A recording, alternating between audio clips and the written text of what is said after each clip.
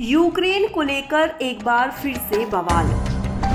G20 सम्मेलन में Ukraine का क्या है काम? विदेश मंत्री सर्गेई लावरोव ने किसे धमकाया? रूस के राष्ट्रपति व्लादिमीर पुतिन रहेंगे गायब। अगले कुछ दिनों में होने वाले G20 सम्मेलन में यूक्रेन को लेकर एक बार फिर से बवाल होने वाला है। भारत में 9 और 10 सितंबर को यह सम्मेलन होना है।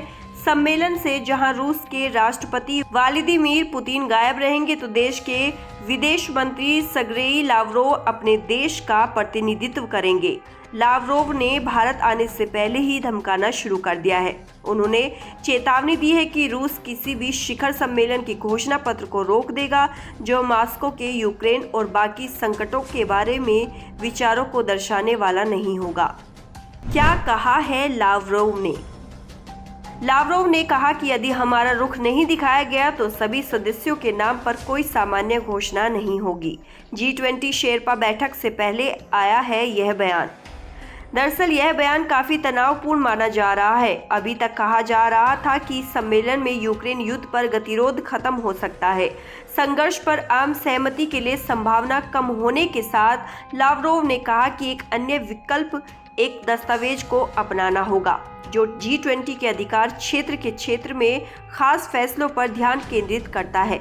रूस नहीं चाहता है कि संयुक्त घोषणा में यूक्रेन का जिक्र हो, लेकिन अगर दस्तावेज में यूक्रेन से संबंधित उसकी चिंताओं को भी संबोधित किया जाता है तो वह इसी घोषणा पत्र पर रजामंद होगा। रूस ने कहा कि स्थिति जटिल है। रूस नहीं चाहता कि संयुक्त घोषणा में यूक्रेन का जिक्र हो, लेकिन अगर दस्तावेज में इस तरह का कोई भी संबंध होता है तो वह तभी रजामंद होगा अगर इसमें उनकी भी चिंताओं को संबोधित किया जाएगा।